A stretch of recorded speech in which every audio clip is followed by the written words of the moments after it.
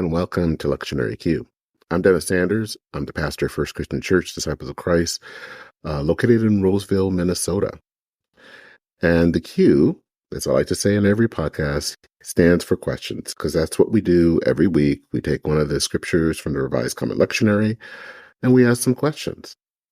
And the whole meaning of this podcast is a way for pastors to prepare for their Sunday sermons, but it's also a chance for the laity to take some time to step away from the busyness of the week. I usually record this on the middle of the week on Wednesdays and reflect on what God is saying to us. I do want to say that hopefully we should be back to a more regular schedule.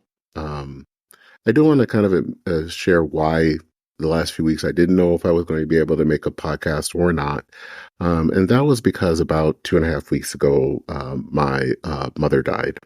Some of you may have been aware that she had had a stroke back in July, and she did die on the February 24th. And so kind of between that and then the her memorial service, which took place on the 9th of March, all the busyness and getting ready, I just wasn't sure what was going to be happening. So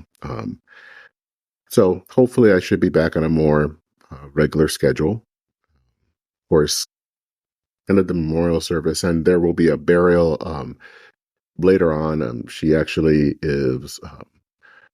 lived in Michigan, didn't grow up in Michigan. She grew up in Puerto Rico, but my dad is buried in Michigan, and that's where I'm from. And so hopefully sometime in the spring, we will go to make sure that she can have her final resting place with Dad. So, but that's kind of what was been going on. But thank you for your just your patience.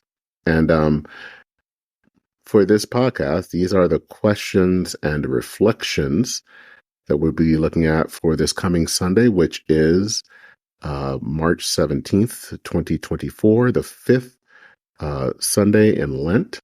And this week, we are looking at John chapter 12, verses 20 through 33. And what I will do is read first the reflection, and then we'll be asking those questions. So the reflection for this week is seeing Jesus. Those poor Greek visitors, they got more than they bargained for. They wanted to see Jesus, which I guess meant that they wanted to meet this guy that was causing such commotion in the land. My guess is that they had heard of Jesus' deeds and wanted to learn more about who this man was and maybe gain some wisdom. I'm interested in their request to see Jesus because, in a way, Jesus gives them a taste of seeing him in full. All that they wanted to do is see what all the commotion was all about. Scripture never says that they met him, but I'm guessing that they did. And when Jesus starts talking about seeds dying, and then there's this voice that seems to come out of nowhere, these folk have to be wondering what in the world is going on. Now, this story is found near the end of Jesus' ministry. Starting with chapter 13, begins really the Last Supper. And in John, this whole scene of the Last Supper is a really long one, because it's basically a long talk that Jesus gives to his disciples. Jesus knows right at this point that death is near, and he starts to tell the crowd that's gathered about his impending death by talking about seeds. Now, anyone who is a gardener or even a frustrated gardener knows that when you plant a seed, in some way it has to die for that plant to grow. To get a new life, that seed has to die. And Jesus was talking about his own death. For salvation to come into the world, it had to come through Jesus, a Jesus that would sacrifice his life for the life of the world.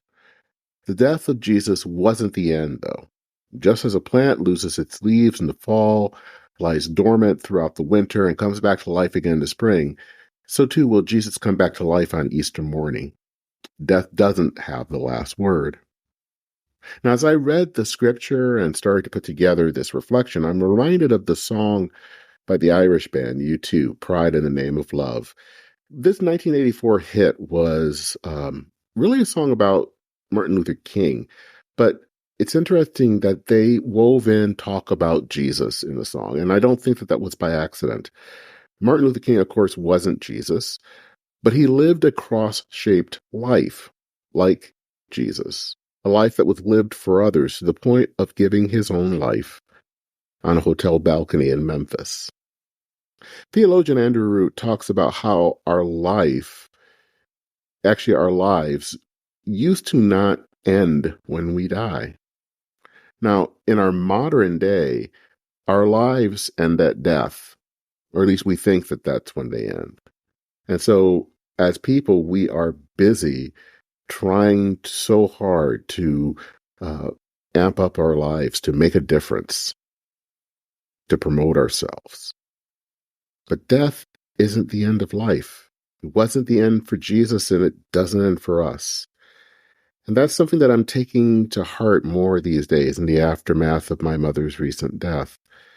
Amidst the pain of losing her, I'm reminded by a friend that I'm her legacy. And I know that as hard as it is to come to terms with her passing, I know that her death isn't the end. I look forward to the promise of the resurrection when I see her again. And I am honored and will try to be the legacy that she wanted. In the same way, we are the legacy of Christ, who was glorified in his death on a cross. We live a cross-shaped life where we die to ourselves and trust that the good news of Jesus lasts far after we pass from the scene. We trust in the resurrection, knowing that death isn't a final word in our lives and in the world. We wish to see Jesus. Seeing Jesus means seeing him on the cross, giving his life for the sake of the world. It's seeing Martin Luther King on that balcony. It's seeing the El Salvadoran priest Oscar Romero preaching on this very passage before he is gunned down during worship by militias. Seeing Jesus means seeing the cross and then joining Jesus in living a cross-shaped life.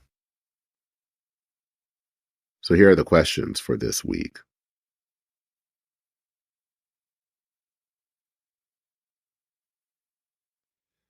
Number 1, what does it mean to hate your life?